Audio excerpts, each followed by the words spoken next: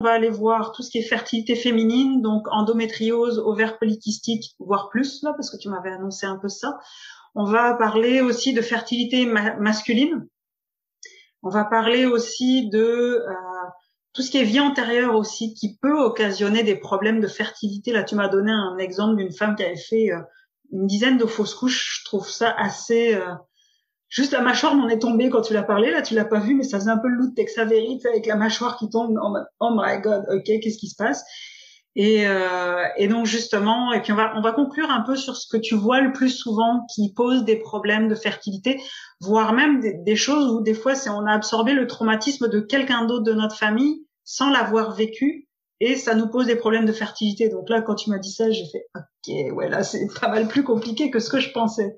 Aujourd'hui, je suis en présence de Laurence Sala. Puis Laurence, en fait, elle m'a été conseillée par une amie quand je cherchais quelqu'un qui pouvait parler de peur, de blocage et de legs transgénérationnel. Mais surprise, quand j'ai parlé avec elle, elle m'a parlé de fertilité. Et j'ai trouvé ça tellement passionnant que je me suis dit, OK, on va faire une interview sur ça. Donc, Laurence, merci d'être avec nous. Merci d'accepter cette entrevue. Est-ce que tu peux te présenter un petit peu et nous dire qu'est-ce que tu fais? Comment t'es rendu là? Parce que c'est quand même assez spécifique.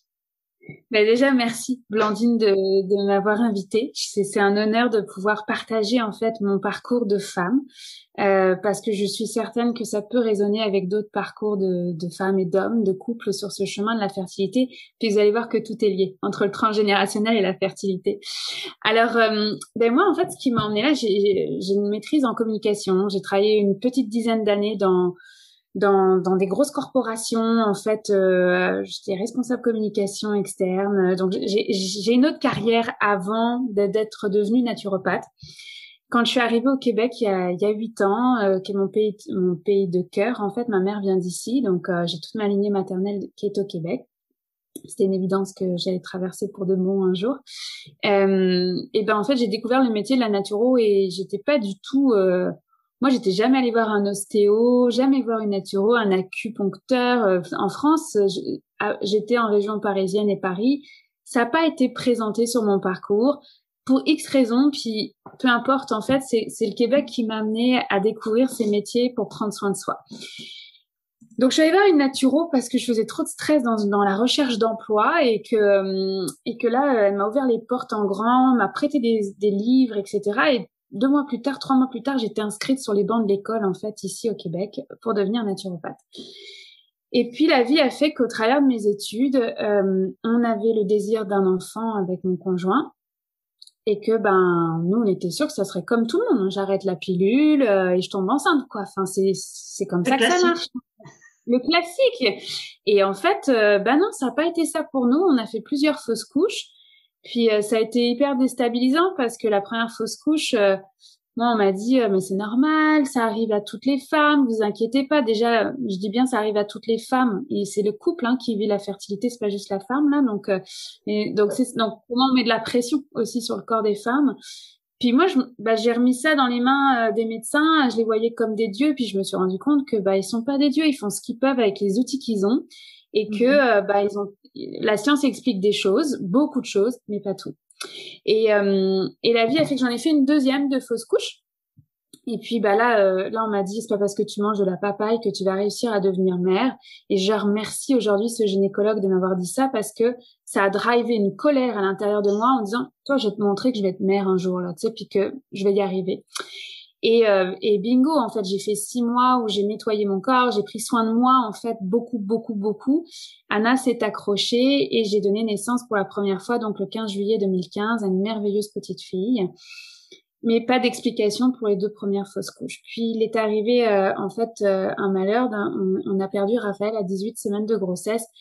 Et là, la chance que j'ai eue dans ce malheur, c'est que l'obstétricienne en place a fait des prises de sang qu'on ne fait plus aujourd'hui au Québec, qu'on fait en Europe, mais qu'on ne fait plus ici.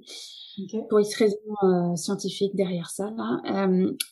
Qui a prouvé pourquoi, en fait, j'étais condamnée à ne pas avoir d'enfant. Il y a un mécanisme dans notre corps qui s'appelle la méthylation, qui est des roues d'engrenage qui travaillent ensemble, qui ont pour objectif, entre autres, la réplication cellulaire. Et moi, mes roues d'engrenage sont au ralenti. Donc, elles peuvent pas assurer la réplication cellulaire. Et quand on crée un bébé, ben, c'est beaucoup de cellules qu'on est en train de créer. Donc, il faut que ce système-là, c'est de la biochimie métabolique, ce que je suis en train de dire. Il faut que ce système soit optimal pour pouvoir donner naissance. Fait que merci, Raphaël, parce que grâce à toi, j'ai pu avoir une réponse, en fait, à qu'est-ce qu'on vivait dans notre couple. Pourquoi nous, on n'était pas normaux? Pourquoi nous, on n'était pas capables, en fait, d'avoir des enfants? Et puis derrière ça, eh ben, j'ai eu la magnifique joie d'accueillir Gabrielle en mai 2019 d'une deuxième petite fille. Et pourtant, bah, médicalement, sur le papier, eh ben, j'étais condamnée à ne pas avoir d'enfant puisque mes mutations génétiques étaient trop fortes, en fait, pour pouvoir donner naissance. Donc pour moi, j'ai mis au service la naturopathie, ce que j'étais en train d'apprendre sur les bancs de l'école. Je l'ai mis à notre service de couple et notre désir d'enfant. J'y suis arrivée. Et pour moi, c'était une évidence qu'il fallait que tous ceux qui le désirent, pour ceux qui désirent d'avoir des enfants, aient des réponses et des solutions pour prendre soin de leur corps. Mais en fait, l'expérience clinique, parce que ça fait 6 ans maintenant que je pratique, puis l'expérience clinique m'a montré que bah, tout ne réside pas dans le corps. Oui, il y a plein d'explications scientifiques derrière ça, puis j'en mange de l'immunologie, de l'endocrino, j'adore ça. Mais je me rends compte avec la pratique clinique que si on ne prend pas soin du cœur et de l'âme, ça peut ne pas fonctionner. Et en fait, ma réalité clinique, ça a été que si ça fait 6 mois que vous essayez, que vous prenez soin de vous, prenez soin de votre corps, parce que très souvent, ça va être des gens qui sont à l'affût. Merci Internet, ça devient votre source d'information là. Ouais, vous allez très souvent chez l'ostéo, l'AQ. Si ça fait déjà 6 mois que vous êtes sur ce chemin, c'est que le problème il est ailleurs que dans le corps. Il est dans le cœur ou est dans l'âme et de voir qu'est-ce qui bloque en fait. C'est quoi les peurs derrière ça? À quel niveau elles sont intégrées dans votre corps? J'aime bien à quel niveau elles sont intégrées, puis on va parler de ça juste après. Juste avant que je déroule un petit peu le fil de notre entretien, de quoi on va parler, est-ce que tu peux juste est-ce que tu te rappelles le nom de cette fameuse prise de sang avec la méthylation? Parce que s'il y en a qui veulent l'avoir, qui sachent quoi demander finalement. En fait, on peut plus la demander au Québec. C'est le MTHFR, c'est la mutation génétique la plus connue en fait dans ce système de méthylation. Si il y a des gens qui sont en Europe et qui regardent cette vidéo, demandez à votre gynécologue. Ça fait partie des bilans fausses couches en fait. En tout cas aujourd'hui en 2021, c'est encore, je l'ai vu en pratique clinique, c'est encore fait comme examen. Ici au Québec, ils ont choisi de ne plus le faire. Donc peut-être que ça peut se faire en privé. Ben en fait, ça se fait en privé, mais c'est 15 fois plus intéressant parce que c'est pas juste le MTHFR, c'est les 4 roues d'engrenage. Où est-ce que ça coince exactement? Et ça se fait aux États-Unis. Ça se fait aux États-Unis, c'est quand même un coût de $500. Ça se fait par virtuel, ils vous envoient tout le stock, etc. Mais ça va être des données assez brutes là. Vous n'allez pas pouvoir, a priori, à moins que vous ayez des connaissances en biochimie là, vous allez regarder ça, vous allez dire ok, mais qu'est-ce que c'est que ce truc et comment je fais? Donc c'est pour ça que je ramène faites-le, soyez accompagnés en fait dans cette prise de conscience là. Absolument. Parce que il y a des enjeux au niveau de la fertilité, mais pas que. Ok. Et donc justement parce que moi j'ai mis mon chapeau de Miss Sherlock Holmes parce que j'adore ces enquêtes sur la peur, mais un peu sur tous ces aspects. C'est beaucoup plus que ce que j'entends, tu sais, en termes de psychologie, même dans la société en général, vaincre ses peurs. Tu sais, peur, fertilité, vaincre ses peurs, ça a l'air compliqué là. Tu sais, dit comme ça, c'est comme, tu sais, oui, j'ai peur d'avoir des enfants. Bon, ok, ça c'est une chose là, tu sais, de pas se sentir prêt. Mais quand tu te sens prêt et que ça marche pas, c'est là que c'est pas mal plus compliqué d'aller chercher au-delà parce qu'on n'a souvent pas de réponse. Et puis donc justement on a vu ensemble, on va aller voir tout ce qui est fertilité féminine, donc endométriose, ovaires polykystiques, voire plus là, parce que tu m'avais annoncé un peu ça. On va parler aussi de fertilité masculine. On va parler aussi de tout ce qui est vie antérieure aussi, qui peut occasionner des problèmes de fertilité. Là, tu m'as donné un exemple d'une femme qui avait fait une dizaine de fausses couches. Je trouve ça assez juste la mâchoire m'en est tombée quand tu l'as parlé. Là, tu l'as pas vu, mais ça faisait un peu le loup de Tex Avery, avec la mâchoire qui tombe. Oh my God, ok, qu'est-ce qui se passe? Et donc justement, et puis on va conclure un peu sur ce que tu vois le plus souvent qui pose des problèmes de fertilité, voire même des choses où des fois on a absorbé le traumatisme de quelqu'un d'autre de notre famille sans l'avoir vécu. Et ça nous pose des problèmes de fertilité. Donc là, quand tu m'as dit ça, j'ai fait ok, ouais, là c'est pas mal plus compliqué que ce que je pensais. Donc, si on part sur la fertilité féminine, toi, de ton expérience clinique. Tu sais, ça fait quand même 6 ans, donc tu disais que tu accompagnes des couples en fait dans la fertilité, parce que c'est pas juste des femmes. Mais au niveau des femmes, c'est quoi souvent les j'allais dire, je sais pas comment, je sais pas, peut-être tu vas pouvoir m'aider. C'est quoi ce qui ressort le plus dans les causes d'infertilité? Mais avant de répondre à ta question, je veux juste préciser à ceux qui nous écoutent là, oui, ça peut avoir l'air complètement barré ce qu'on est en train de dire, puis c'est comme, Ouais. mais du coup, vous parlez, les vies antérieures et tout. Vous inquiétez pas, on va démystifier ça, puis c'est étape par étape, puis c'est le chemin, en fait, sur lequel on marche chacun qui permet d'ouvrir des portes et de se dire, ben, la science, elle explique beaucoup de choses, mais pas tout. C'est juste d'ouvrir son cœur à d'autres possibilités. Et oui, on n'a pas des réponses rationnelles et palpables comme des études randomisées sur l'endométriose, mais ça a une part énorme aussi dans le parcours de fertilité. Donc, je veux juste ouvrir déjà les esprits avant qu'on commence. Et même juste, je veux même compléter, c'est que moi j'ai une formation scientifique, je suis super cartésienne à la base, et c'est juste que au fur et à mesure de mon expérience, j'ai dû m'ouvrir à autre chose parce que je me rendais compte que c'était pas suffisant. Alors c'est sûr qu'au début, je me suis cramé quelques neurones et puis je me suis dit oh non non non, trop flyé, trop barré pour moi, non, elle a fumé du bon, c'est tu sais, je lisais ou j'écoutais des trucs, je fais non non, ça marche pas. Et petit à petit, à force de voir d'autres choses que les études, tu sais, de la science officielle, avec justement, tu sais, des études randomisées, etc., je me suis dit, OK, visiblement, il y a plus. Et j'y vais progressivement, puis justement, tu sais, je pense qu'aucune de nous deux demande de prendre pour argent comptant ce qu'on va dire là, toutes les deux, mais plus que simplement, ça puisse ouvrir à d'autres possibilités que ce qu'on entend la plupart du temps et qui est j'allais dire, le discours habituel, consensuel, scientifique autour de tout ça, parce que toi, t'accompagnes des femmes. Tu sais, c'est pas comme si tu sais, le doigt au vent, au pif, tu disais, bon, alors, moi, j'estime que, tu sais, t'as accompagné des femmes, des couples, et ce que tu vas nous dire, ça sort de ton expérience, donc c'est pas tout à fait la même chose que, tu sais, tout d'un coup, t'as été inspiré par on sait pas trop quoi, puis... Exact. Et en fait, on va se rappeler que la vie est expérience. C'est pas parce qu'il y a tel bouquin que vous avez lu que vous êtes ce bouquin-là. On peut partir tout simplement de cette vision médicale où la fertilité, bah, c'est un utérus et un appareil génital masculin. Ok, là, le premier pas que j'ai fait, moi, c'est la naturo, dire attends, je suis pas juste un utérus, je suis Laurence dans son entièreté avec tous les systèmes qui cohabitent ensemble, qui se coordonnent ensemble et qui se parlent ensemble. Donc moi, ça a été mon chemin. Et j'ai eu besoin d'aller chercher une formation scientifique de 5 ans et demi où j'en ai mangé j'en ai mangé de la science. Et en même temps, merci en fait pour ce chemin-là. Puis ce qui a permis aussi d'amener derrière ça, ok, donc j'ai des fausses couches à répétition, je peux contourner ma génétique, je ne changerai pas mon génome, mais je peux changer l'expression de mon génome. Et c'est comme ça que j'ai réussi à avoir des enfants.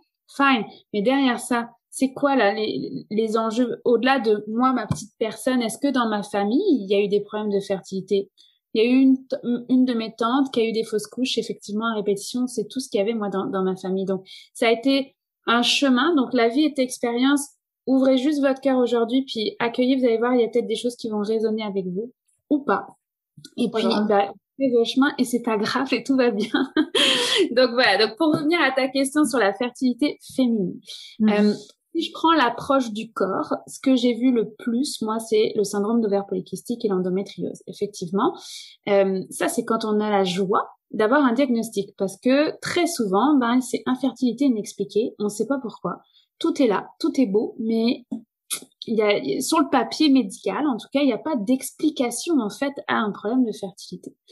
Donc, c'est intéressant de voir parce que mais moi, je me suis passionnée en fait pour le syndrome d'ovaire polykystique. J'ai fait un mémoire de fin d'études sur cette pathologie-là. Un jour, peut-être, je ferai un livre même sur cette patho, tellement je l'ai aimée. Est-ce que je peux vous en dire? Oui, comment on peut contourner l'ovaire polykystique? Moi, il n'y a pas un syndrome d'ovaire polykystique qui a pu, avec qui j'ai pas réussi en fait. Et puis, je tiens à dire quand même que j'ai toujours travaillé en équipe. En fait, pour moi, je remplacerai jamais un médecin. Ça, c'est hyper important de dire ça parce que c'est eux qui vont diagnostiquer, c'est eux qui vont pouvoir vous accompagner, mais on va pouvoir compléter à d'autres niveaux, en fait. Il faut vraiment voir ça comme un travail d'équipe. Moi, j'ai toujours travaillé main dans la main. Donc, les syndromes d'ovaire polykystique, oui, ça prend du temps parce qu'il y a des enjeux physiologiques, mais mais ça a pas été un obstacle parce que je me suis positionnée et j'ai aimé ça, en fait, surtout accompagner des femmes qui vivaient ce genre de syndrome. Et en fait, en médecine chinoise, ils considèrent qu'une femme qui fait des ovaires polykystiques, c'est comme si elle se faisait une carapace sur ses kystes, elle se protégeait de quelque chose dans son utérus, donc dans ses ovaires, au niveau émotionnel et énergétique. Et c'est hyper intéressant parce qu'à chaque fois, moi, je pose la question, avez-vous vécu un traumatisme? Vous, votre famille, est-ce qu'il y a des traumas quelque part? Est-ce que vous êtes au courant? Parce qu'on n'est pas toujours au courant. Et en fait, les liens se font. Les liens se font très, très souvent à ce niveau-là. Donc après, c'est comment on va arriver à dépasser ce qu'on a pu vivre pour pouvoir enfanter. Donc ça, c'est le syndrome d'ovaire polycystique. Puis l'endométriose, moi, pour être très honnête, c'est la pathologie avec laquelle j'ai le plus galéré, en fait, en tant que naturo. Vraiment, ça venait me chercher parce qu'on ne comprend pas tout le bien, hein, les mécanismes encore. Et en 2018, j'ai été invitée au CFAS, qui est le Congrès des fertologues du Canada, qui a lieu à Montréal et Toronto chaque année, enfin l'un ou l'autre chaque année.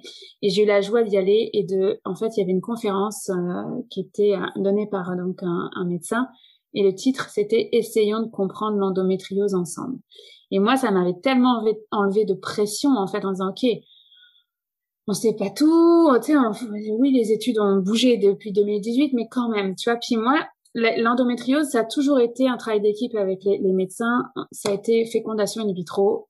J'ai pas réussi en grossesse naturelle à accompagner des hommes et des femmes vers ce chemin-là. J'ai pas réussi. Ça a toujours été en complément avec une fécondation in vitro. Et puis, plus j'ai creusé sur le côté émotionnel derrière ça, parce qu'il y avait une ostéo qui m'avait dit moi je pose la question aux femmes qui ont de l'endométriose. Souvent, c'est des femmes qui ont été trahies. Alors, soit elles ont été trompées par un homme, soit par une femme aussi, au sens amitié. Puis parfois, ça peut être elle ou d'autres femmes dans la génération. Bon, très bien, j'apprends ça. Bon, je me mets à questionner en fait mes clients, mais en observation. En fait, vraiment, c'était loin de là. Juste regarder qu'est-ce qui est là. Voilà. La curiosité de dire je vais essayer moi dans ma clinique. Puis effectivement, c'était 80% des femmes qui ont de l'endométriose dans ma pratique clinique qui avaient été trahies d'une façon ou d'une autre. Bon, très bien. On fait quoi avec ça après? Parce qu'on veut quand même un enfant. Donc, et en fait, quand j'ai ouvert cette porte au chamanisme dans ma pratique, maintenant j'ai créé une équipe qui gère 100% des consultations en naturopathie. Moi, je peux plus aller là. Je réponds pas assez aux besoins. En fait, le besoin est tellement énorme. C'est un couple sur 6 qui consulte en clinique de fertilité. Donc, c'est énorme et ça comprend même pas les fausses couches à répétition comme moi et d'autres femmes en fait. Donc c'est plus que 1 sur 6 qui vit des défis dans leur parcours de désir d'enfant. Et donc bref, donc j'ai cette clinique là pour que moi je puisse accompagner plus le corps et l'esprit dans ce processus. Et quand j'ai ouvert cette porte dans ma pratique, dans les 3 derniers mois, ça a été 95% que des femmes qui avaient de l'endométriose. Okay. Et de voir que le problème, effectivement, il était ailleurs. Oui, il y a des explications physiologiques derrière ça, puis je le comprends pourquoi on est allé en FIV, mais il y a des explications émotionnelles, spirituelles, transgénérationnelles qui sont en arrière de ça. Donc là, je vous ai nommé les 2 grandes pathologies qu'on voit le plus. Les infertilités inexpliquées, si ça fait 6 mois que vous êtes en essai bébé et qu'on n'a pas réussi jusqu'à maintenant à vous donner un diagnostic, à vous expliquer pourquoi vous vivez des défis, le problème est ailleurs. Le problème est aussi dans les émotions et dans le chemin de l'âme en fait qu'elle a choisi. Donc pour moi c'est on accompagne le corps, on accompagne le cœur, on accompagne l'âme dans son chemin. Puis on peut pas faire l'un sans l'autre. Je veux dire on peut pas. Non, c'est un tout. Tu peux pas juste isoler un bout qui t'arrange. Ça fonctionne pas comme ça. Et c'est pour ça, en fait, quand on disait, c'est peut-être un peu flyé ce qu'on est en train de raconter. Oui, mais le flyé a peut-être une explication sur votre corps aujourd'hui parce que votre corps, il parle. Moi, je vois ça comme le corps parle. Donc, pourquoi je vis telle affaire, etc. Il y a toujours, je crois pas au hasard. Mais ça, c'est mes croyances, là. C'est, le corps parle. Donc, à partir du moment où on a élucidé une émotion qui était en arrière de ça, ok, comment on peut venir fluidifier dans le corps? Ça, et préparer alors son corps, mais préparer son corps en premier, si on n'est pas allé voir si au niveau émotionnel il y avait quelque chose, les 2 marchent ensemble en fait. C'est là la clé en fait. On peut pas faire ça. Puis En fait, dans ma pratique, j'ai vu beaucoup de traumatismes sexuels. Énormément. Puis moi, ça me déclenchait en me disant, c'est pas possible. Soit elles sont toutes dans ma pratique et puis je suis biaisée, mais vraiment, beaucoup de femmes ont vécu de l'inceste, des traumatismes sexuels. Vous allez me dire, mais c'est quoi le lien avec la fertilité? Bah, ça a un lien parce que si vous considérez que votre matrice, elle est pas pure, elle est pas assez pure pour voir la vie, ça va être compliqué qu'un enfant puisse venir s'accrocher, en fait, à ce moment-là. Moi, dans ma pratique clinique, j'ai pas d'explication scientifique, hein, mais les femmes qui ont vécu des traumas sexuels et qui n'ont pas pu guérir leurs émotions sur leur trauma, elles ont toutes accouché de petits garçons en césarienne. Ouais, c'est ça que tu me disais, puisque je trouve fou parce que c'est bien parce que tu me parles de ta pratique que je veux bien accepter, en tout cas d'essayer d'y croire là, tu sais, parce que ça paraît vraiment assez fou, tu sais, comment ça, toutes celles qui ont pas réglé leur traumatisme accouchent de garçons et en césarienne, tu sais, j'allais dire entre guillemets, ça fait un peu beaucoup de détails, tu sais, c'est comme les probabilités quand tu lances des dés, là, la probabilité que tu aies 3 fois un 3, tu sais, dans ton dé, c'est infinitésimal, donc là, ok, là, ça commence à faire beaucoup de choses qui convergent en même temps. Et Blandine, on se rappelle, c'est une observation. Oui, mais c'est ça, mais ça veut pas dire que tu peux généraliser, mais dans ta pratique, toi, c'est ça que tu observes. Mais justement, tu sais, puis tout en changeant les prénoms là pour être sûr que les personnes accompagnées se reconnaissent pas, puis bien respecter leur intimité et tout ça, leur vie privée. Est-ce que tu pourrais nous donner des exemples? Parce qu'avec les exemples, souvent, ça parle plus donc au niveau du syndrome des ovaires polykystiques ou de l'endométriose ou même de traumatisme sexuel. Est-ce que tu peux nous donner des exemples? Parce que ça je peux plus me relier à un exemple. Tu sais, là, tu nous as dit un peu entre guillemets, la théorie, tu sais, ce que tu avais observé. Mais le premier exemple qui me monte, en fait, et qui est une femme avec qui j'ai eu beaucoup de plaisir à accompagner dans ce processus, on va l'appeler Alice. Alice, en fait, quand elle est venue me voir, ça faisait plusieurs fausses couches à répétition. Ça faisait plusieurs essais de protocoles médicaux aussi, même avec un axe immunologique qui est sous-estimé souvent dans les fausses couches, et ça ne marchait pas pour autant. Et donc elle vient me voir, je me souviendrai toujours parce que moi je mets les cartes sur table. Dès le premier rendez-vous, je pose la question: avez-vous vécu un traumatisme? C'est pas ma première question évidemment, on va établir un lien, mais je veux savoir parce que ça a un lien réel. Puis là, je me souviens très bien quand je t'ai posé cette question, elle m'a dit mais pourquoi tu veux savoir ça? Je dis écoute, ça a des liens, ça pourrait expliquer. Puis là, elle part et en fait, je suis la deuxième femme à qui elle se confie qu'elle a été violée. En fait, son premier rapport sexuel a été un viol. Et que pendant la vingtaine, elle a été escort girl pendant 3 ans à Montréal, puis à Hollywood, Las Vegas, pardon. Las Vegas. Et en fait, de pouvoir en parler et de démystifier ce qui a pu se passer, etc. Déjà, ça a pu permettre d'ouvrir une porte émotionnelle à l'intérieur d'elle-même. Je remplacerai pas un psy et tout le travail que le psy va faire avec elle. Mais ça permet, c'est comme si c'était une boule d'émotion qui était prise, et c'est comme si je pouvais venir la fluidifier à l'intérieur pour que ça circule de nouveau, en fait, au sens émotionnel. Cette femme, elle a fait un magnifique chemin. Elle est maman d'un petit garçon né en césarienne, mais elle est maman. Donc, tu sais, c'est le bonheur d'être arrivée à devenir mère, il est là. On s'en fiche que ça soit une césarienne ou pas. Je veux dire, c'est son chemin à elle. Son chemin à elle, pour l'instant, c'est de guérir, en tout cas, de remettre de l'amour et de la lumière dans sa matrice, en fait, et de considérer qu'elle est pure pour pouvoir accueillir un autre enfant si un jour elle le désire. Et pour moi, oui, j'ai des explications. En fait, c'est infertilité inexpliquée, le diagnostic, là. C'est infertilité inexpliquée, ouais, exactement. Et moi, j'avais comme un soupçon, il y avait comme plusieurs signes qui pouvaient m'emmener à avoir une stratégie naturopathique bien spécifique, en fait, pour elle. Ce qu'on a fait, on a travaillé le corps, on a travaillé les émotions, et c'est ça pour moi, qui a permis ensemble. C'est une insémination. Elle est arrivée avec insémination, donc je remets encore la gratitude auprès du médecin qui a opéré cette insémination. Moi, je peux pas le faire, c'est pas mon métier. Par contre, je suis convaincue que si elle avait enchaîné les inséminations sans prendre le temps de s'arrêter et de dire oui, effectivement, j'ai vécu ça, j'ai vécu ce viol, j'ai vécu ce métier d'escort girl. J'en ai honte, mais aujourd'hui, tu me permets de pouvoir me déposer. Je suis convaincue que si ça n'avait pas pu être fait, on aurait continué les fausses couches à répétition, en fait. Donc voilà. Donc après, les plus sceptiques vont me dire, oui, bon, c'est un hasard. Ah, ça, je l'ai eu, hein, Oui. c'est un hasard. Et c'est le réflexe de base, tu sais. Puis, juste avant que tu continues sur la notion de hasard, c'était juste pour voir, ok, donc pour Alice, en fait, il y a eu et un travail émotionnel sur ce qu'elle avait vécu et ce dont elle avait honte dans son corps. Donc, tu sais, quand tu parles de matrice, en fait, tu parles d'utérus, j'imagine. Tu sais, tout le monde n'est pas forcément habitué à ce terme-là. Donc, il y a eu un travail émotionnel, tu sais, dans son corps pour remettre quelque part de l'amour et de la fierté là où il y avait de la honte. Mais j'entends aussi qu'il y avait un travail en naturopathie pour aider à un fonctionnement optimal de son corps, parce que tu avais des pistes sur des choses qui pouvaient peut-être être un peu bancales, etc. Et il y a eu aussi une fécondation in vitro. Une insémination. Mais une insémination. Et donc là, puis, enfin, c'est pour ça que pour moi, je le vois toujours comme un travail d'équipe.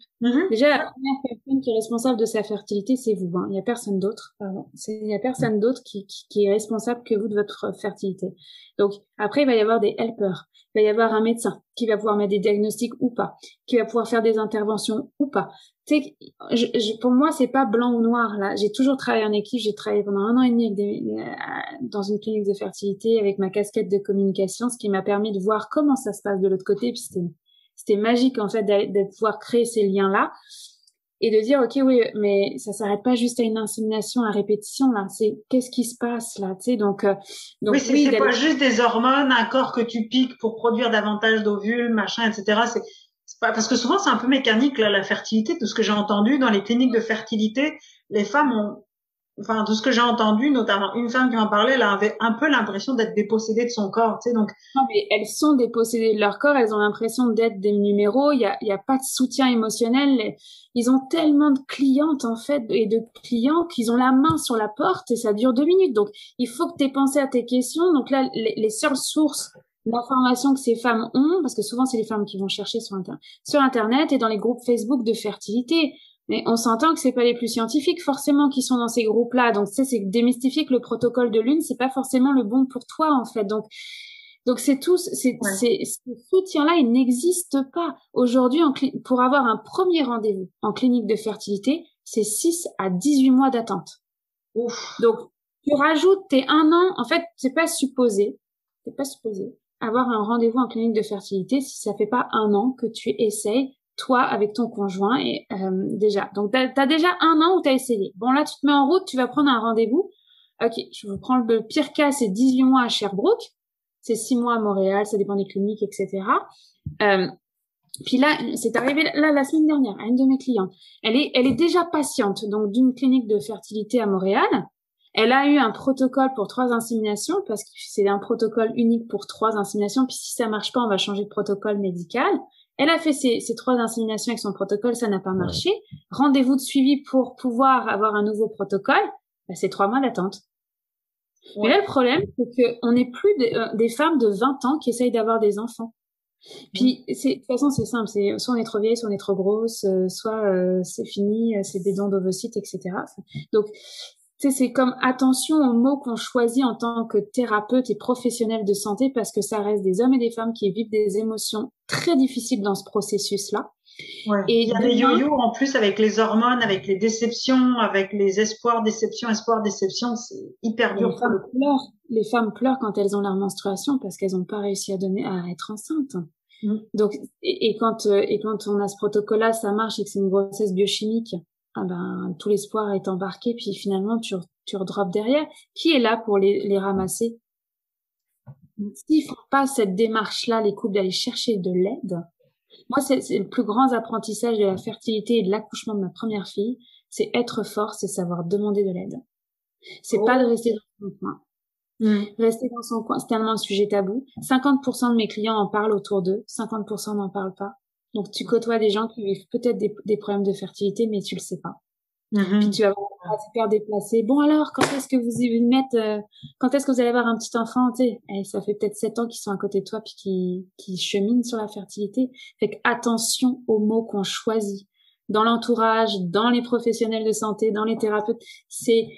La fertilité est un traumatisme à part entière. C'est une intrusion dans nos utérus, dans nos matrices, là. Tu sais, il y a des femmes qui voilà, se sentent dépossédées de leur corps, de leur histoire, et voilà. Donc c'est malheureux, mais c'est une vraie réalité clinique. Ok. Ouais, c'est à prendre en compte parce qu'on le voit pas en fait. Tu sais, c'est pas des choses, tu sais, qui discutent autour d'un café. Bon, alors ta dernière FIV, hein, comment ça s'est passé? C'est pas vraiment le genre de discussion qu'on va avoir. Mais du coup, tu sais, ça, tu parlais pour un traumatisme sexuel. Est-ce que tu aurais un exemple, tu sais, pour un syndrome d'ovaire polykystique, tu sais, de personnes que tu as accompagnées? Ouais, l'inceste. Donc là, j'ai inventé un nom, donc Camille. On va dire Camille. Ouais, c'est une belle histoire, mais j'ai pas le happy ending. Elle est enceinte, elle est maman. Là, il y en a des histoires où j'ai des happy endings, il y en a d'autres non. Puis en même temps, c'est des hommes et des femmes qui cheminent sur leur propre parcours là-dedans. Ça, c'est un couple que je me suis beaucoup attachée émotionnellement à leur histoire. Les deux vivaient des problèmes de fertilité, puis ça va nous permettre de faire le point avec la fertilité masculine après. Mais Camille, syndrome d'ovaire polykystique, voilà, ils ont tout essayé au niveau médical. Grossesse, il n'y a pas eu de grossesse naturelle, insémination, ça fonctionne pas. Ils veulent aller en FIV et là commence une grande histoire parce que il y a quelque chose qui bloque. Ça fait des années qu'ils sont dans ce processus-là. Et puis je sens que je ne peux pas en parler au premier rendez-vous. Parce que je les ai reçus en couple, cette fois-ci, je les avais reçus en couple les deux, et je sens que je ne peux pas aller sur les enjeux émotionnels, et grâce à cette consultation-là, j'ai dit, ok, maintenant c'est terminé, je reçois un par un parce que ils disent pas la même chose devant leur conjoint ou leur conjointe. Et donc je la reçois en perso, et il y a eu tout un travail en hypnose en parallèle extraordinaire qui a permis d'aller défaire ça, et la femme avoue donc à son hypnothérapeute et à moi qu'elle a vécu de l'inceste petite et qu'elle n'a jamais été crue, et c'est pire que ça, sa mère lui a dit bienvenue au club. Oh, ouais, bon, ok. Donc, et puis on parle de femmes qui ont une petite trentaine d'années là, hein, donc et donc tu sais, je veux bien croire la vision de la médecine chinoise, la carapace que cette femme en tout cas a mis sur ses ovaires. Je peux pas donner l'avis. Comment je vais protéger ma fille si elle aussi à son tour va vivre le même traumatisme que la lignée? Donc elle se protège dans un sens, elle protège son enfant, elle est déjà mère en fait dans cet esprit de femme lourde qui prend soin de son enfant. Et c'est encore un chemin. C'est encore un chemin, une expérience de vie qui est la sienne, et évidemment elle a été déclenchée à l'arrivée de sa nièce parce que son frère n'est pas au courant. Ouais. Donc là, c'est comment tu gères, comment tu protèges ta nièce, ton frère n'est pas au courant, mais c'est le papa avec qui elle a vécu de l'inceste. Donc le grand-père de cette nièce. Donc tu sais, c'est tout un enjeu. Donc elle est encore avec sa carapace, puis elle chemine, elle va chercher de l'aide à droite et à gauche pour défaire sa carapace. Sa carapace est vraiment grosse. Donc elle prend le temps nécessaire, même si ça va pas assez vite pour elle. Mais cette carapace-là que la médecine chinoise fait avec le syndrome des ovaires polykystiques fait sens, comme avec cette histoire de Camille. Mais son conjoint, lui, donc on va faire le point avec la fertilité masculine. La fertilité masculine, c'est 50% des couples qui ont des problèmes de fertilité, ce serait d'origine masculine. Et ça, c'est complètement sous-estimé, complètement tabou, parce qu'il y a tout un enjeu de virilité en fait avec son spermogramme, savoir est-ce que mes spermogrammes sont assez rapides, assez performants, parce que forcément c'est un problème de la femme. On est deux à faire un enfant, on est deux. Oui. Et oui, on le rappelle. Parce non, mais tu sais, c'est quand même intéressant parce que moi tu sais, c'est aussi le fait que quand c'est un garçon ou une fille, ou tu sais, quand t'as que des garçons ou quand t'as que des filles, c'est l'homme avec ce qu'il amène comme matériel génétique qui détermine son sperme. Tu sais, c'est le spermatozoïde qui féconde l'ovule. C'est l'homme qui détermine si c'est une fille ou un garçon. Et moi, quand j'entends, tu sais, dans un certain nombre de cultures ou autres, tu sais, où le mari répudie la femme parce qu'elle a que des filles, tu fais ouais, mais là, est-ce que t'as remarqué, est-ce que tu savais que c'était toi le problème dans le lot, tu sais, enfin toi le problème, c'est toi qui es à l'origine de toutes ces filles-là. Et puis justement, c'est quand il n'y a pas toutes ces connaissances-là, c'est la femme est infertile, tu sais, c'est donc on la répudie, mais ça se trouve c'est l'homme parce que quand il se marie avec une autre femme après, il y a toujours pas d'enfants. Et puis elle se marie, puis elle a des enfants, donc c'est comme si pour beaucoup d'hommes, ils pouvaient pas concevoir qu'ils étaient infertiles. Ah, mais c'est tellement impensable.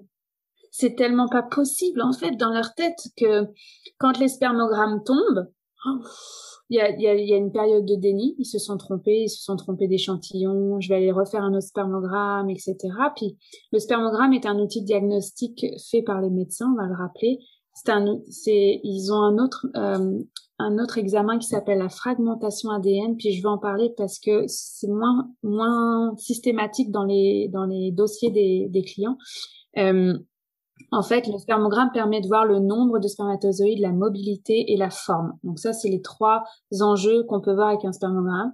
La fragmentation ADN, c'est pour voir si à l'intérieur de la tête du spermatozoïde, tout est de qualité ou pas. Parce que plus c'est fragmenté, moins il peut y avoir, en fait, plus il y a de risques de fausses couches derrière. Donc les fausses couches à répétition, ça peut venir aussi d'un problème masculin. Donc, tout ça pour dire que dans le cas de Camille et son conjoint qu'on va appeler Didier, Didier, en fait, lui, avait un spermogramme, j'avais jamais vu ça, il était à 0,5 million de spermatozoïdes, mais en plus, personne en santé, qui fait du sport, tu sais, c'était pas quelqu'un en surpoids, qui boit de la bière non-stop. Non, ça n'a rien à voir. En fait, la fertilité, ça n'a rien à voir avec ta forme physique, si je te comprends bien. Oui et non, parce que les personnes qui sont en surpoids, qui fument du joint, qui boivent de l'alcool, c'est les premières choses qu'on va dire attention, prenons soin de notre corps. Tu vois, donc oui, il y a un impact direct sur le spermogramme en tant que tel, mais il peut y avoir un problème de génétique, il peut y avoir un problème émotionnel, transgénérationnel aussi.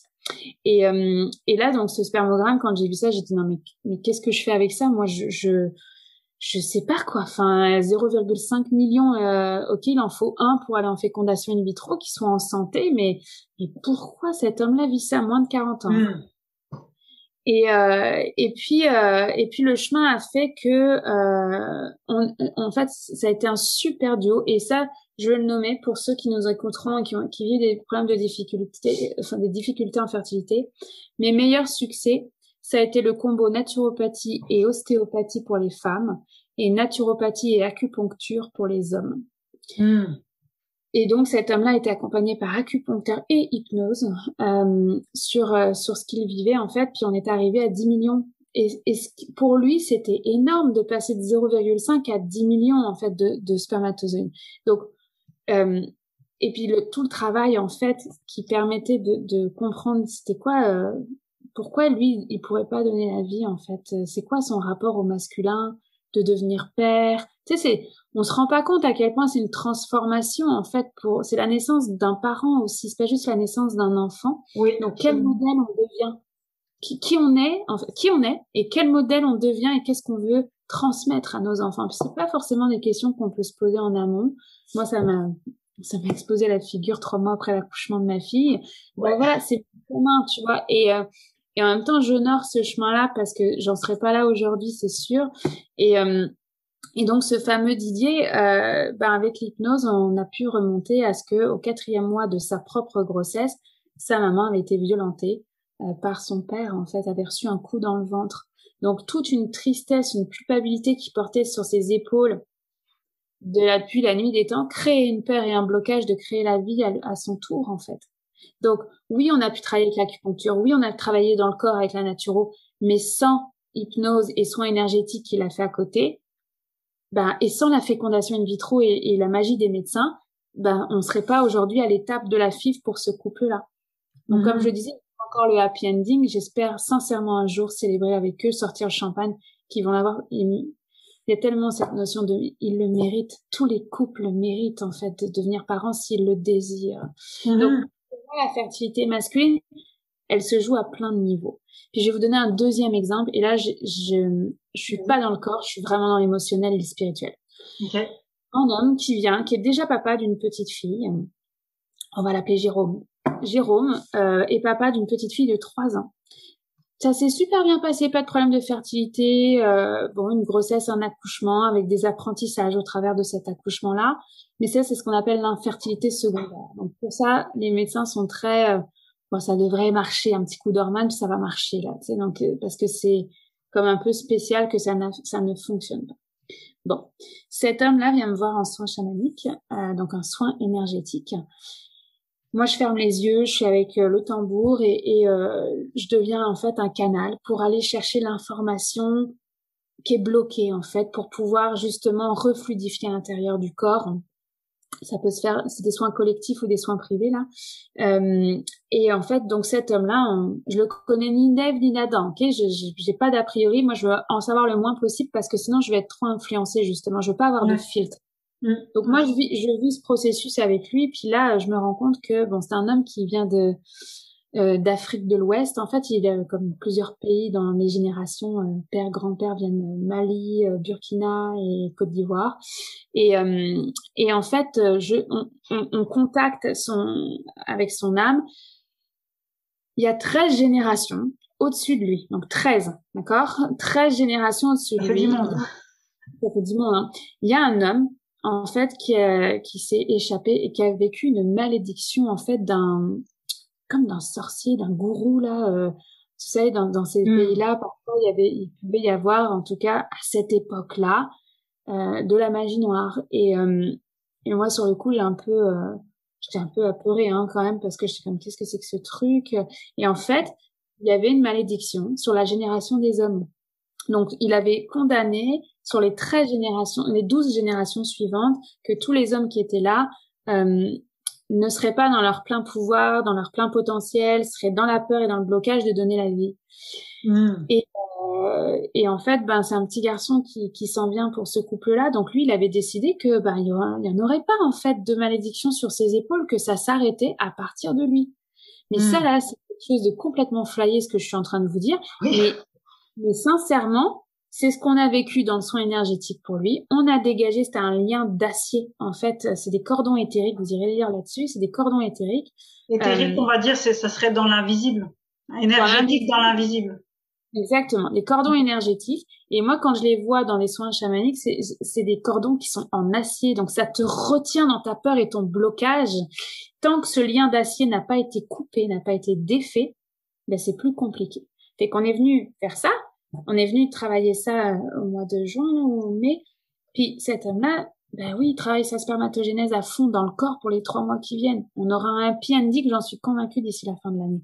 Donc, mais si on n'avait pas été là défaire ce cordon énergétique-là, on pédalait dans le vide en fait. Je reviens à corps, cœur, esprit. Oui, c'est flyé. Mais la psychogénéalogie, allez lire là-dessus. Il y a J'ai mal à mes ancêtres qui est exceptionnel. Il y a des psychiatres, en fait, qui ont appelé ça la psychogénéalogie. C'est les fantômes familiaux. Qu'est-ce qui est là? Qu'est-ce qui impacte nos cellules? Et en fait, si je reprends ma carte scientifique, nos gamètes, donc les ovocytes et les spermatozoïdes, ça a été surtout regardé au niveau des ovocytes chez les femmes, contiennent du stress oxydatif sur 5 générations. Donc ça veut dire que si votre arrière-grand-mère à la 5e génération a vécu un traumatisme, ça va créer du stress oxydatif et on va le retrouver, scientifiquement parlant, dans les ovocytes, sur 5 générations suivantes. Ça, c'est ce qui est prouvé aujourd'hui. Mais dis-moi, du stress oxydatif, là, pour les moldus qui sont pas férus de médecine, c'est quoi? Ça se manifeste comment, ce truc-là? En fait, ça se manifeste, c'est comme si on va être, imaginez-vous dans un terrain de squash. Là, vous allez avoir des radicaux libres qui vont venir taper sur les murs. Donc, c'est votre balle de squash, c'est les radicaux libres. Et là, c'est tant qu'on n'est pas venu arrêter les balles de squash, ben, ça va créer des dommages sur les tissus cellulaires.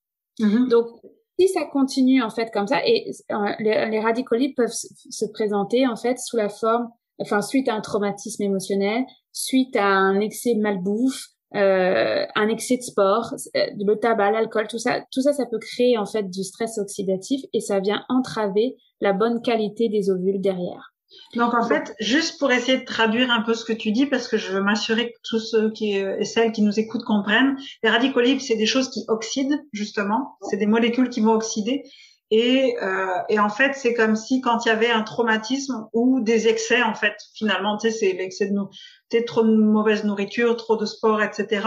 C'est comme si l'ADN que tu avais en général, mais particulièrement dans tes cellules fécondes, donc les ovocytes et les spermatozoïdes, était beaucoup plus vulnérable à cette attaque de molécules que si tu n'avais pas vécu ça. Oui, en fait, comment dire, ces molécules-là, ces balles de Squatch qui se créent pour X raisons. On en a tous du stress oxydatif, tous. Okay. Mais quand on est dans les liens émotionnels, quand on reprend, on va partir de la peur, d'accord? Quand tu vis de la peur, tu vas vivre des symptômes physiques. Tu vas avoir peut-être le cœur qui se serre, tu vas avoir peut-être de la sueur, un rythme cardiaque qui s'accélère, d'accord? Donc c'est des symptômes physiologiques que tu vis. C'est pas juste le beau nom de la peur derrière ça. Donc ces symptômes physiologiques-là vont créer des molécules chimiques à l'intérieur de toi qui vont être plus ou moins gérées. Donc est-ce que ça va être, on va avoir une capacité d'éliminer cet instant de peur-là, ou est-ce que ça va rester pogné à l'intérieur de toi? Donc quand je prends une grand-mère qui a vécu un traumatisme, elle va avoir vécu, elle, un processus émotionnel physiologique à l'intérieur d'elle. Et ce qu'on a été capable de prouver, c'est que ça avait une incidence physiologique sur ses ovules et des 5 générations suivantes. Okay. Donc, ça veut dire que quelque part, c'est-à-dire que même si, par exemple, c'est ma grand-mère qui a été violée, moi, je suis la petite fille ou l'arrière-petite-fille, je vais avoir cette sensibilité-là. C'est-à-dire que même je vais avoir de la difficulté à gérer le stress oxydatif sur mes propres gamètes à moi si je fais pas un travail.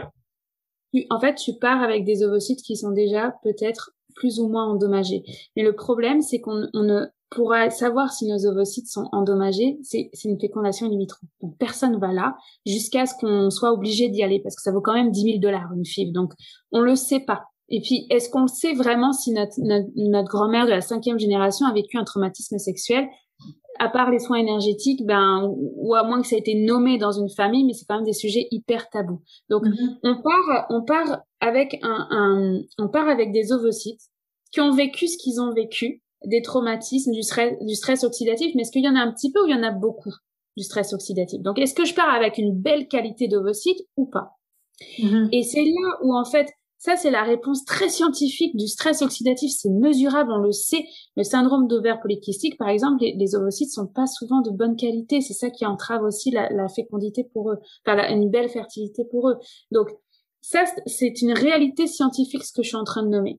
Ce que je suis en train de nommer aussi, c'est que, c'est pas juste des balles de Squatch, c'est des liens d'acier avec cette grand-mère qui a été violée à la 5e génération.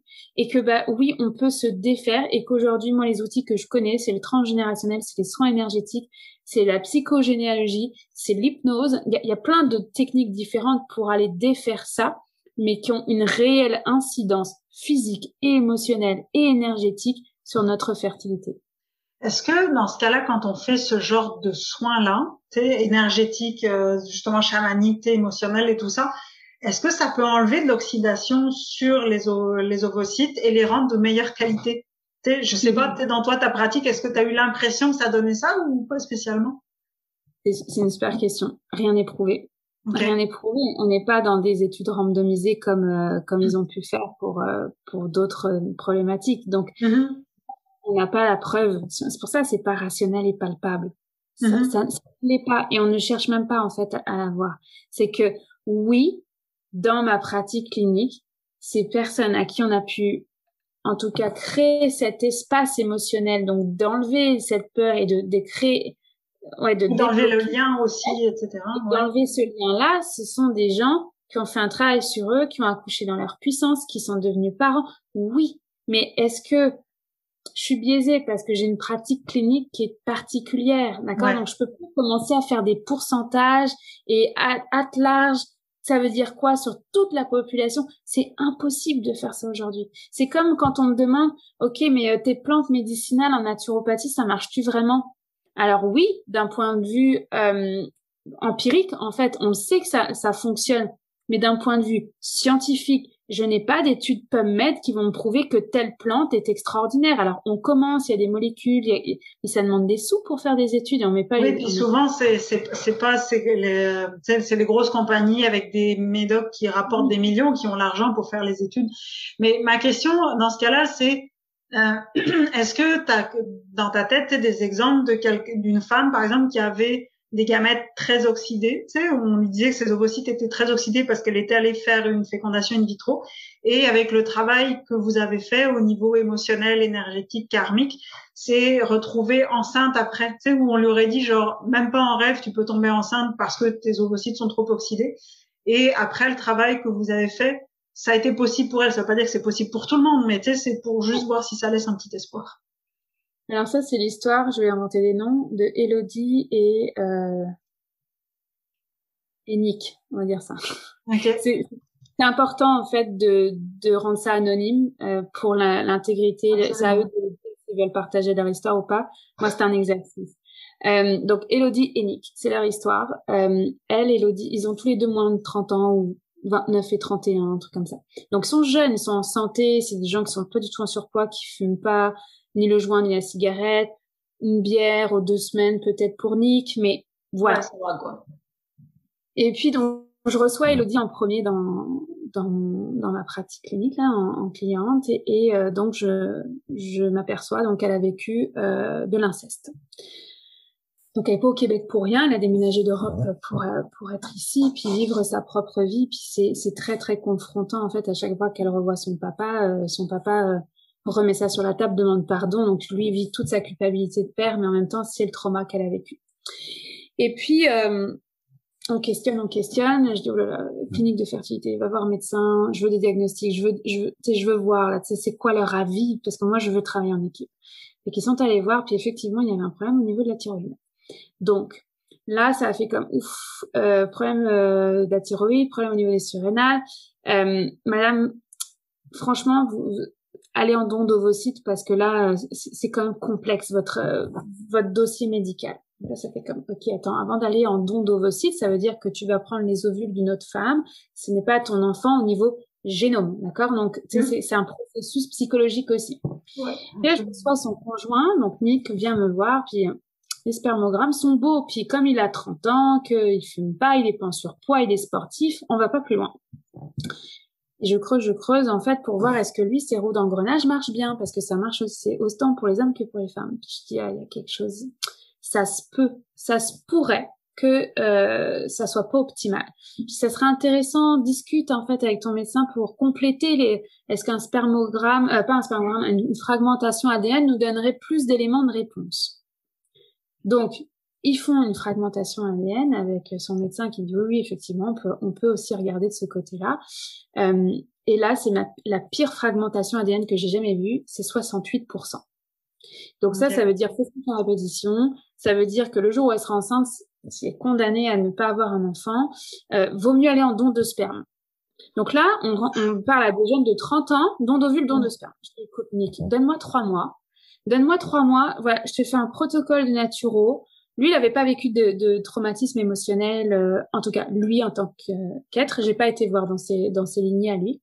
J'ai dit, donne-moi 3 mois, puis on verra. Puis là, il y a la fameuse phrase, monsieur, si vous voulez aller frapper un mur, allez-y, mais on n'a pas de temps à perdre parce que c'est comme en préménopause, Elodie. C'est comme maintenant, quoi. Donc, il me donne 3 mois, puis c'était l'année dernière, et en septembre, il refait une fragmentation ADN. Et grâce à l'acupuncture et la naturopathie, il est passé à 17%. Donc là, on parlait plus de don de sperme, on était, ok, on s'essaye, on va en FIV, on verra bien en fait. Donc ils vont en FIV, puis là ça donne, on s'aperçoit que la qualité des ovocytes, c'est pas optimal, mais ça donne des embryons, puis ils donnent des qualités en fait aux embryons. C'est comme au hockey, c'est des AA ou des AB ou des BB. Il y a vraiment un classement en fait des embryons. Okay. Et donc, parce que pendant ce temps-là, on a travaillé la qualité des ovocytes avec Elodie, donc on arrive à des embryons de qualité AA et donc elle vient de donner naissance. Je sais même plus le nom. On va dire Léo. Je me souviens plus le nom. Elle a accouché au mois de juin de leur petit garçon en césarienne. Donc tout ça, pour moi, c'est une histoire extraordinaire parce qu'on a fait un travail physiologique, émotionnel et spirituel à travers leur parcours. Donc, parce qu'on est venu fluidifier ça à l'intérieur d'elle par rapport au traumatisme qu'elle a vécu, ce blocage et cette peur de donner la vie et de prendre soin de son enfant. Et en même temps, physiologiquement, il fallait qu'on travaille la qualité des ovocytes, qu'on travaille la qualité du sperme pour pouvoir y arriver. Donc là, les plus sceptiques diront c'est un hasard. Fine, mais ma réalité clinique, ça a été vraiment un accompagnement holistique sur tous les aspects. On ne peut pas être considéré juste comme un utérus ou comme un pénis, on est beaucoup plus que ça. Ouais, puis je me dis, c'est les gens qui le font, ça demande un sacré courage. Tu sais, c'est un sacré parcours. Tu sais, moi, quand je t'entends juste parler de ce couple-là, je me dis, tu sais, je sais pas combien de temps a pris le processus au complet, là. Ça a pris combien de temps entre le moment où ils sont venus te consulter et puis le moment où elle est tombée enceinte? C'était début d'année 2020. La FIV a eu lieu en septembre-octobre, puisqu'elle a accouché en juin. Ok, quand même. Il y a eu un transfert frais, en fait, donc on a pu aller là. Il me semble que c'est transfert frais.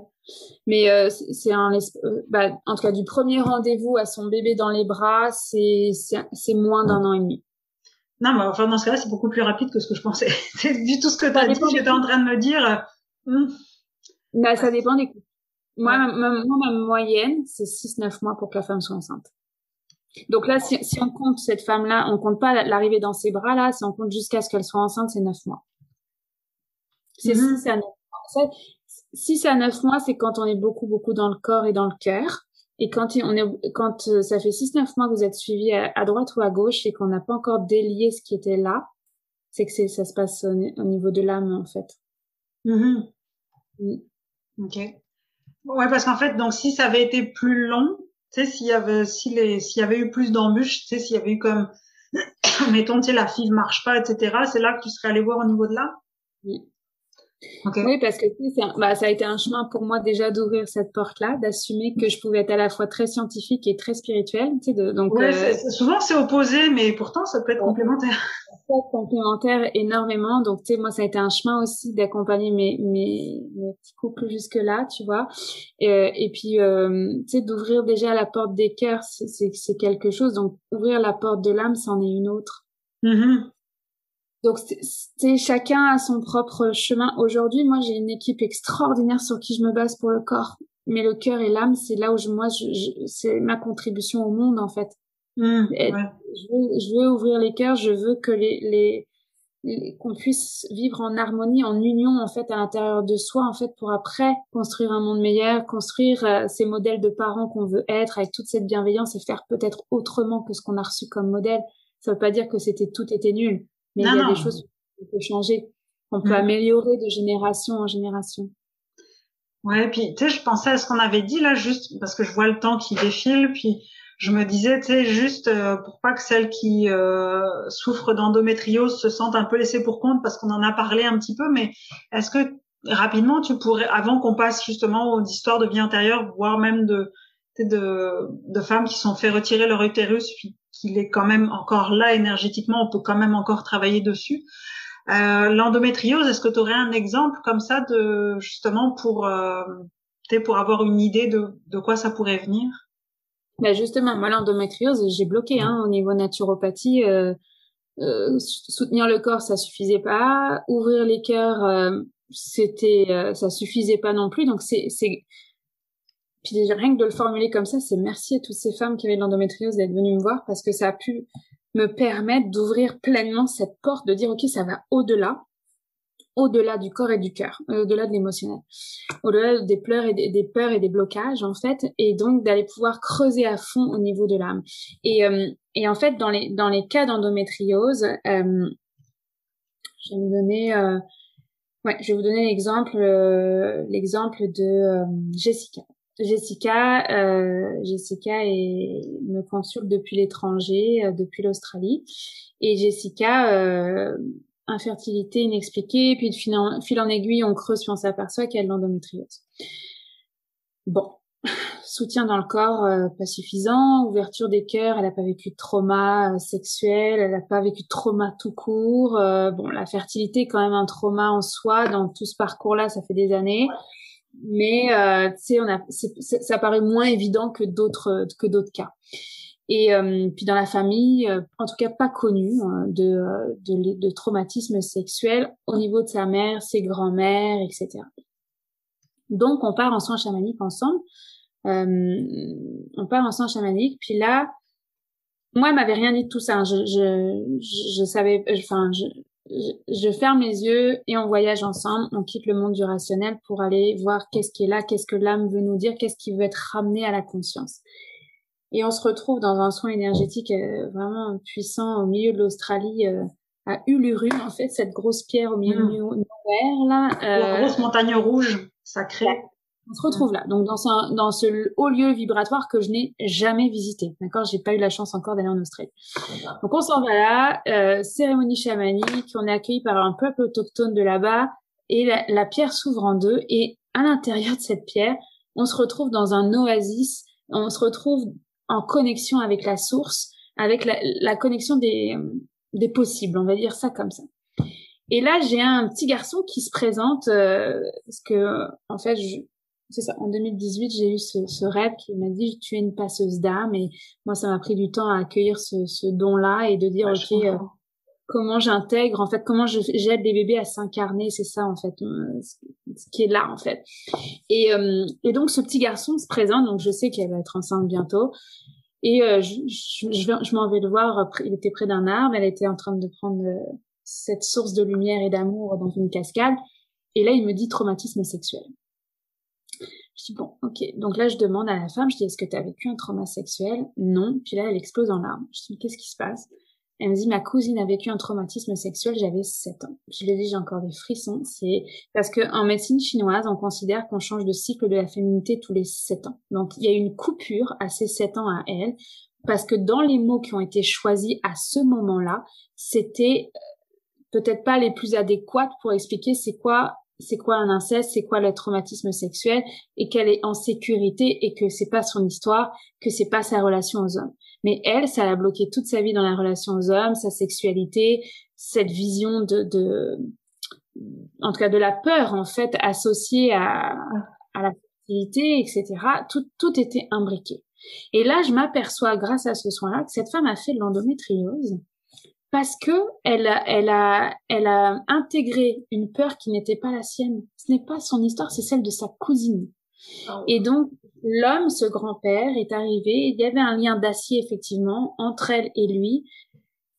Et puis, bon, il y a plusieurs enfants qui sont présentés. Donc, ça a été un monsieur qui n'a pas fait ça, malheureusement, avec juste cette cousine-là. Mais l'enjeu de ce soin chamanique, c'était de venir couper ce lien éthérique pour la libérer d'une histoire qui ne lui appartient pas, pour peut-être pouvoir donner la vie. Donc, parce que j'ai pas le happy ending non plus là-dessus, c'est encore trop récent. Mais ça permet de mettre en lumière que il y a eu une forme de trahison parce qu'elle n'a pas été soutenue en fait dans son processus. Ça a été hyper tabou en fait.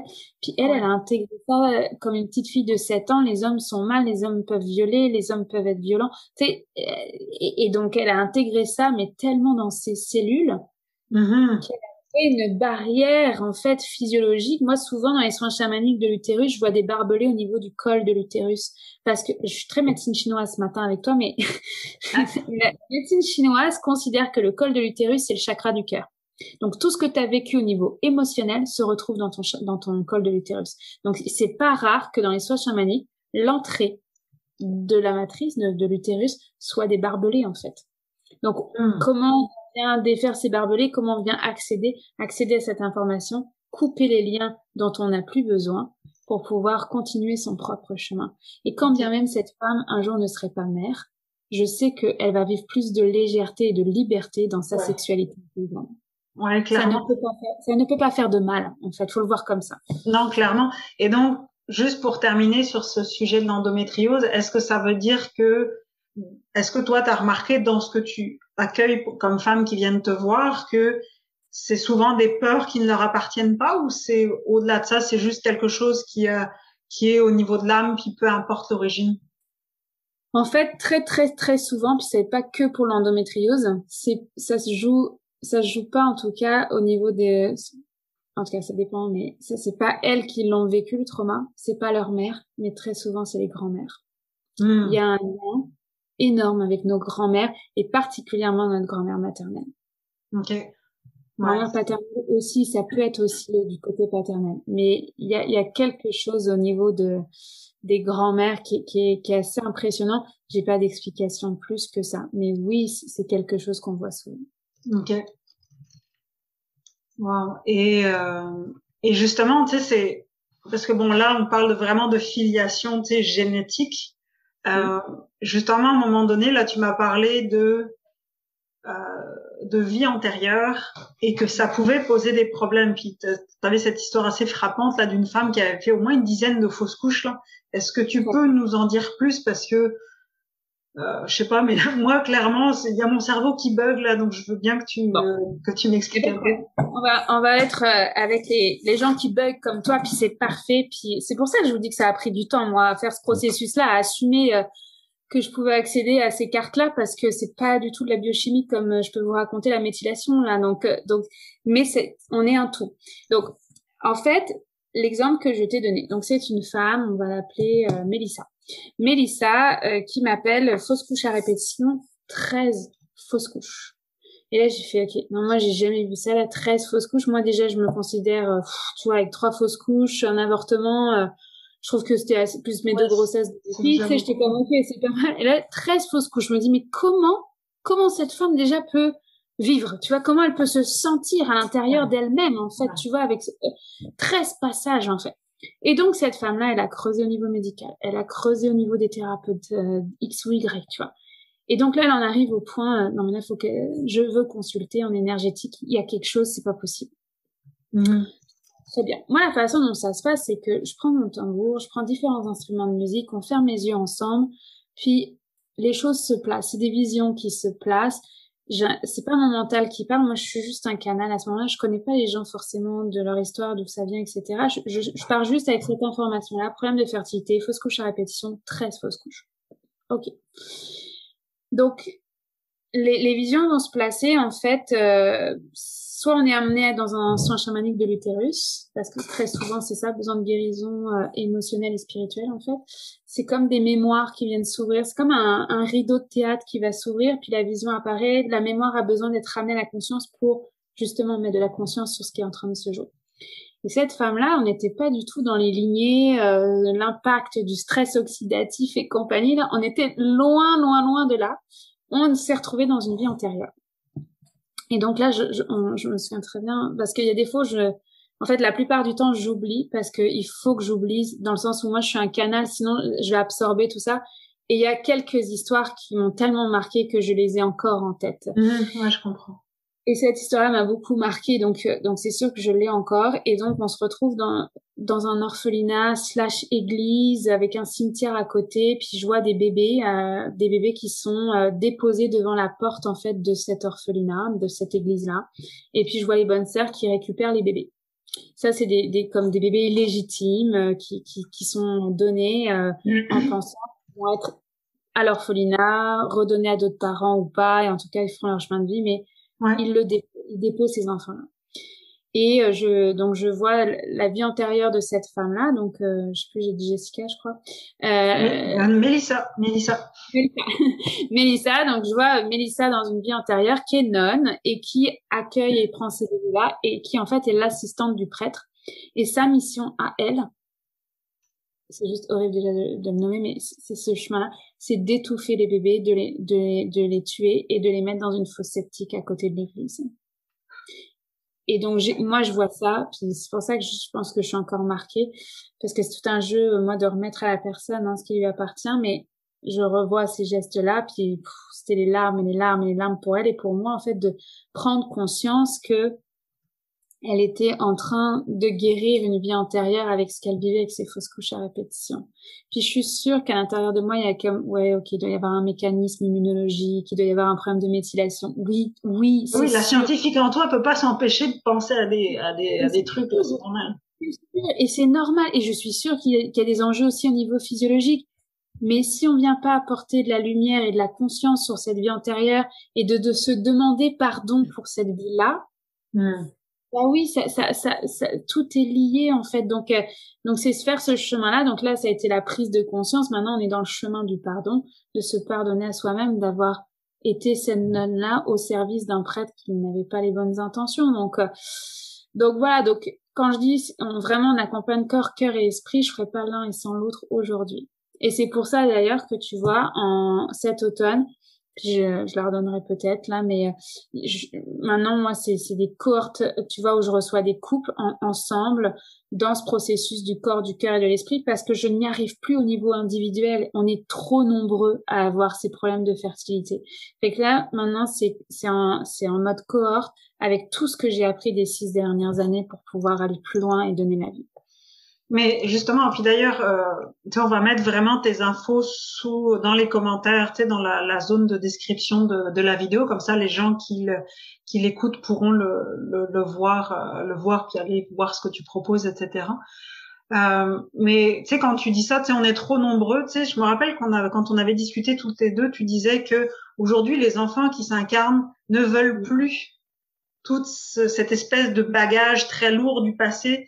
Et c'est pour ça que quelque part, ils exigent, entre guillemets, là, tu sais, c'est quand même une exigence, mine de rien, ils exigent que les parents qui vont les accueillir, pour une bonne part, aient fait ce travail-là. Exact. En fait, ça, c'est des croyances, ok? Oui, non, mais ça, c'est l'impression que tu as. Si j'ai Moi, bien c'est compris. l'impression que j'ai, c'est des réincarnations, en fait, de grand-mères et d'arrière-grands-parents, en fait, qui ont vécu ces traumas-là et qui veulent pas les revivre, en fait. Moi, j'ai des âmes qui se sont présentées, moi, je me souviens toujours une petite fille qui m'a dit ah non mais moi je viens pas tant que maman elle a pas réglé son traumatisme sexuel, hein. Moi c'est hors de question que je vive ça. Et puis là comment tu dis ça aux clients, tu sais, puis qui est sur ce chemin d'ouverture, puis là c'est comme ok.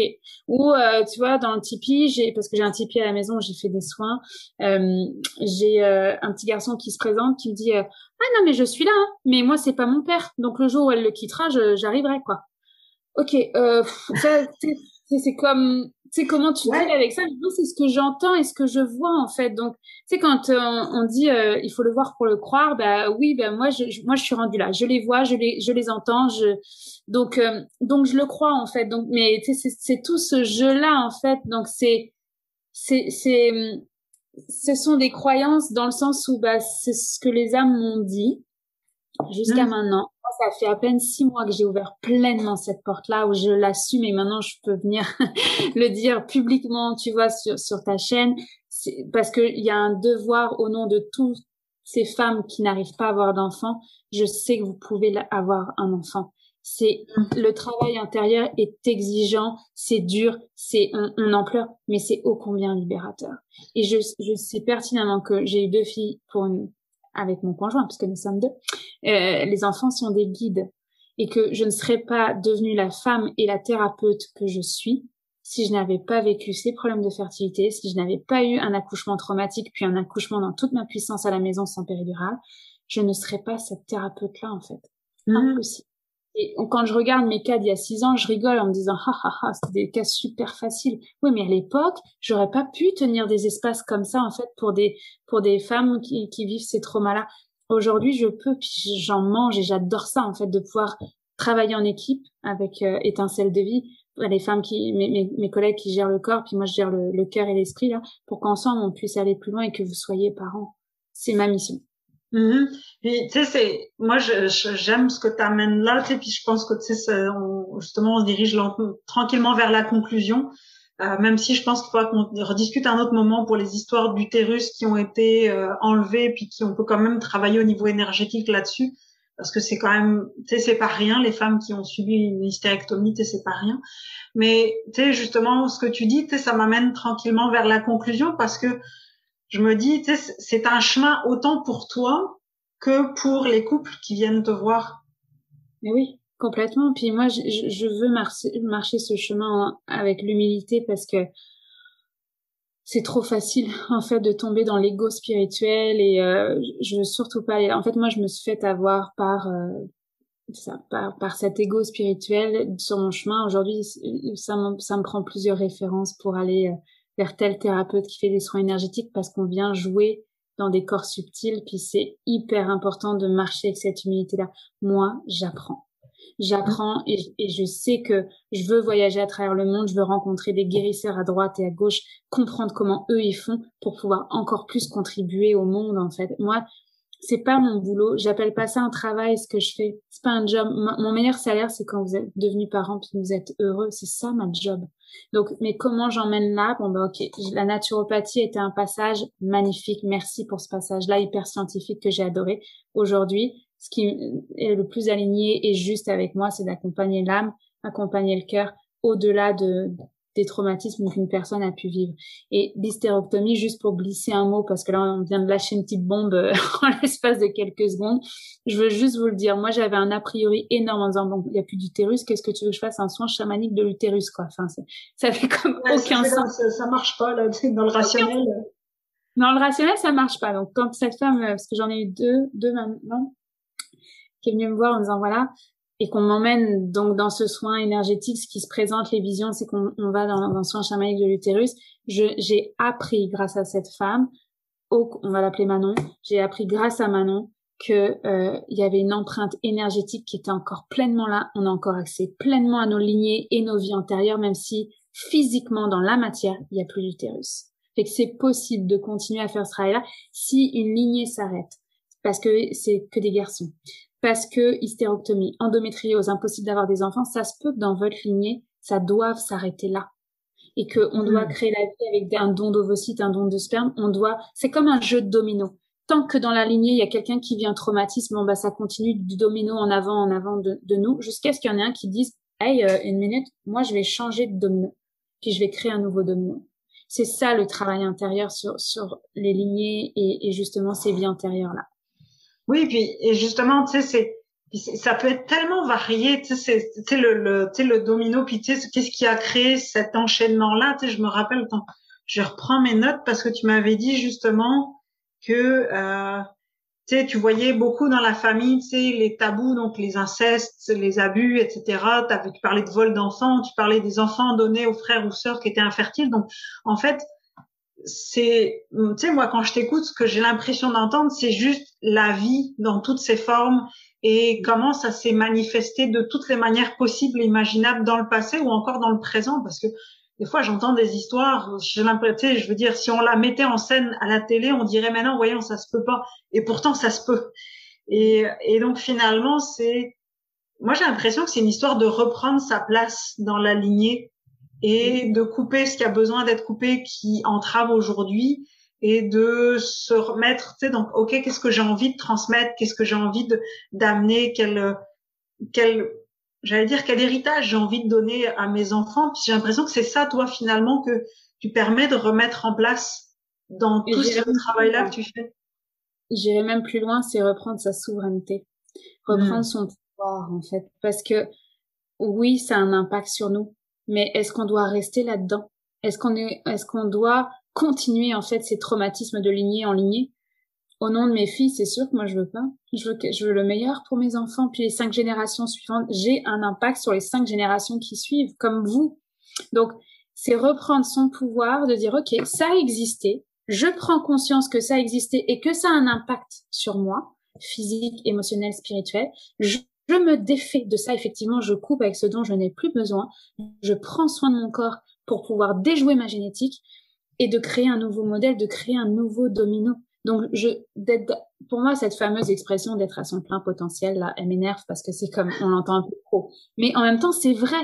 Comment voulez-vous être à votre plein potentiel et profiter de la vie à 2000% si vous avez ces liens d'acier qui vous retiennent? C'est impossible. Donc, tous ces peurs et ces blocages, parce que je vais ramener ça avec ton chapeau de Sherlock Holmes, ça peut être aussi au niveau karmique et au niveau transgénérationnel. C'est pas juste vous, ce que vous avez vécu, votre petite personne, ce que vous avez vécu, c'est aussi toutes les lignées en arrière qui sont là. Donc, de prendre conscience de ça et de venir couper, de venir prendre soin, c'est reprendre son pouvoir et sa souveraineté pour être à son plein potentiel. Et c'est bien pour ça que justement ce chapeau-là et cette enquête-là est là. Et merci Laurence. J'ai l'impression, je pense qu'on aurait pu parler longtemps, mais c'est parce que tu as une consultation après. Donc juste merci du fond du cœur, vraiment. Les personnes qui veulent te rejoindre, peuvent, par l'intermédiaire de tes coordonnées, de ton site web et tout, qui vont être mis dans la description de la vidéo. Et j'allais te dire simplement, continue. Continue à défricher ton chemin, même si ça paraît flyé, même si ça paraît spécial, que ça paraît pas scientifique du tout, mais c'est pas grave. Tout n'a pas besoin d'être scientifique. Mais merci de le dire parce que c'est tout cette question de légitimité en fait qui moi m'anime beaucoup. C'est comme tu sais c'est ça, de prendre cette place-là et de oser le dire maintenant dans les médias que c'est déshumaniser la fertilité, c'est déshumaniser fausse couche, accouchement, ça peut être traumatique puis on se rend pas compte. Et quelle est ma part dans ce monde que je peux faire pour que ça n'arrive pas à d'autres femmes en fait. Donc c'est d'autres femmes et d'autres hommes là, c'est super important. Donc moi, c'est ça, c'est un chemin d'assumer que oui, je suis scientifique et oui, je suis spirituelle. C'est pareil, on a le même type de chemin, c'est juste que ça s'exprime différemment. Donc merci encore. Je ne sais pas qui vous êtes. Oh, pardon, c'est Siri qui s'est engagée. Donc merci encore et puis de toute façon, je pense que c'est que le début des enregistrements qu'on fait ensemble, on en fera d'autres. Donc avec joie. Merci Blandine.